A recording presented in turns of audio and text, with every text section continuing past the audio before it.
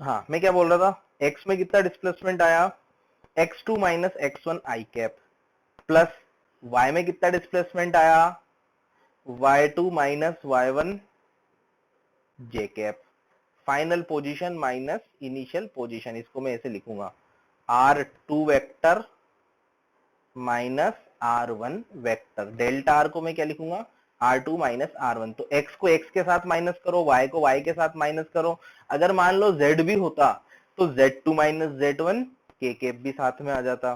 तो ये होता है delta r vector, delta r vector. इसको देखो मैं ऐसे भी लिख सकता हूं, डेल्टा x आई कैप, x में कितना पोजीशन बदली, और डेल्टा y जे कैप, z भी होता तो डेल्टा z के कैप। ठीक है, चलो इतना लिखो, फिर इसके बारे में और बात करते हैं। तो है डिस्प्लेसमेंट क्या है, वेक्टर क्वांटिटी। देखो डेल्टा आर वेक्टर आ रहा है ना, एस वेक्टर, ये क्या है, वेक्टर क्वांटिटी, वेक्टर क्वांटिटी। ठीक है, दूसरी बात, इसकी यूनिट क्या बनेगी, यूनिट इसको भी अपन मीटर में ही मेजर करेंगे, मीटर का ही तो चेंज है। ठीक है, मीटर, सेंटीमीटर, किलोमीटर, मिलीमीटर, ये सब चीजें, माइल्स, ये सब डिस्प्लेसमेंट की यूनिट बनेगी। तो स्टैंडर्ड यूनिट मीटर होती है। तीसरी बात, सबसे मेन बात, कि displacement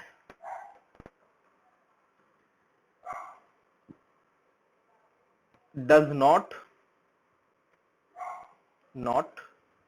depend on path. Displacement path पे डिपेंड नहीं करता। देखो मैंने वो एक रास्ता बताया था ना टेढ़ा मेढ़ा, इस तरह से इनिशियल पोजीशन थी, इस तरह से फाइनल पोजीशन थी, और मैंने बताया था कि ये जो है ऐसे घूम घूम के यहाँ पे गया। तो डिस्प्लेसमेंट में रास्ता कहीं भी नहीं आया, डिस्प्लेसमेंट में डायरेक्ट कहां से कहां तक अपन गए, यहां से यहां तक। ठीक है, ये किस रास्ते से जाता है उससे मतलब नहीं है, सिर्फ इनिशियल और फाइनल पोजीशन से मतलब है। डिस्प्लेसमेंट इस बात पे डिपेंड नहीं करता है कि रास्ता कौन सा है, पाथ कौन सा है। It does not depend on path, path पे डिपेंड नहीं करता। ठीक है, सबसे मेन बात। चलो next, it may be positive, it may be negative, and it may be zero. It may be positive, it may be negative, it may be zero. हो सकता है पॉजिटिव भी, जैसे मान लो प्लस एक्स में चला गया, 10 मीटर गया प्लस एक्स में, तो पॉजिटिव उसको बोल देते हैं।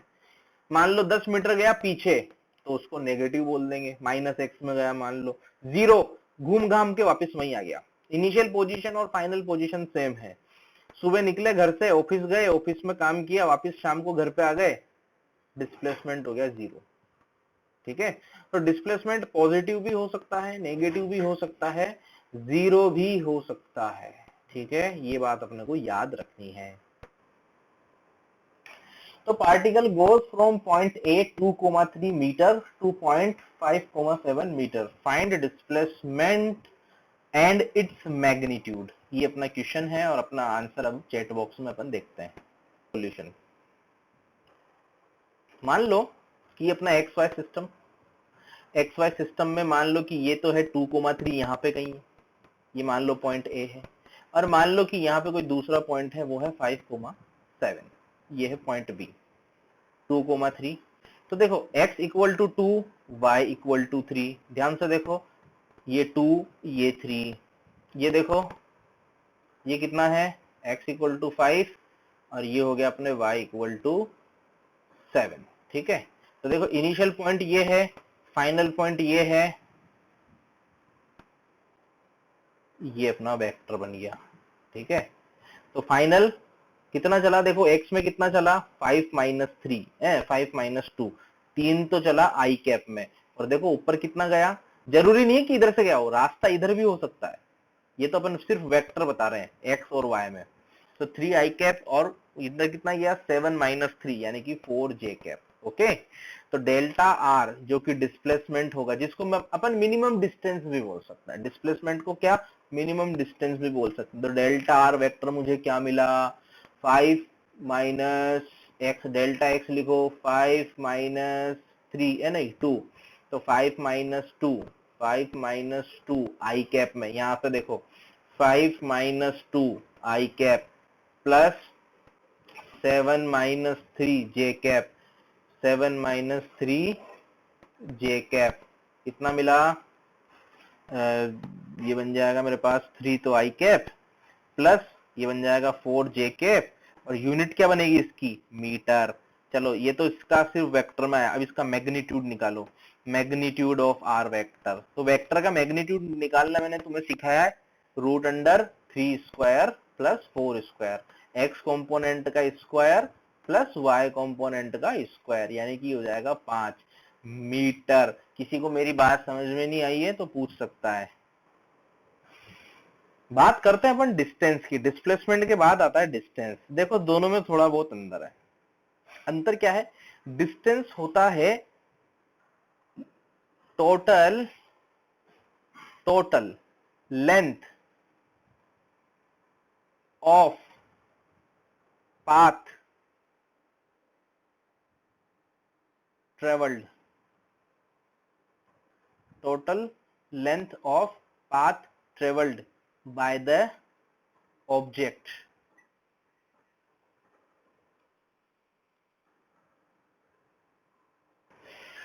ओके, तो डिस्टेंस का मतलब होता है total length of path travelled by the object. जो अपना ऑब्जेक्ट है, ऑब्जेक्ट हो सकता है, पार्टिकल हो सकता है, बॉडी हो सकती है, कोई मैन हो सकता है, कोई गाड़ी हो सकती है, कोई भी जो रास्ता उसने चला है उस रास्ते की लंबाई, the length of path travelled, ठीक है, उस रास्ते की लंबाई वही होती है डिस्टेंस। जैसे मान लो कि कोई पार्टिकल यहां से चलना शुरू करता है और वो घूम घाम के मान लो यहां पहुंचता है, तो जब मैं डिस्टेंस नापूंगा ना, डिस्टेंस, तो मुझे ये जो ग्रीन कलर का जो मैंने पाथ बनाया है, इस पाथ की लेंथ में नापूंगा पूरी। ठीक है, कैसे नापूंगा? इस पाथ की लेंथ कैसे नापे? यहाँ पे धागा बिछा दो, एक धागा, और उस धागे को बिछा के पूरा यहां से यहां तक धागा बिछाया और धागे की लेंथ ले लो, उससे अपन जो है इसकी लेंथ नाप सकते हैं। ठीक है, और डिस्प्लेसमेंट कैसे? डिस्प्लेसमेंट कितना होगा? डिस्प्लेसमेंट होगा इनिशियल से फाइनल पॉइंट को मिलाने वाला वेक्टर, ये हो जाएगा इसका डिस्प्लेसमेंट। रेड कलर में क्या है? डिस्प्लेसमेंट। ठीक है, और ये जो रास्ता है, ये रास्ते की लंबाई, जो रास्ता है उसकी लेंथ, वो होता है डिस्टेंस। ठीक है, और ये वेक्टर होता है डिस्प्लेसमेंट। डिस्टेंस की कोई डायरेक्शन नहीं होती, it is a scalar quantity. ठीक है, लिखो इसमें आगे, it is a scalar quantity. Distance क्या है? स्केलर है। डिस्टेंस क्या है? स्केलर।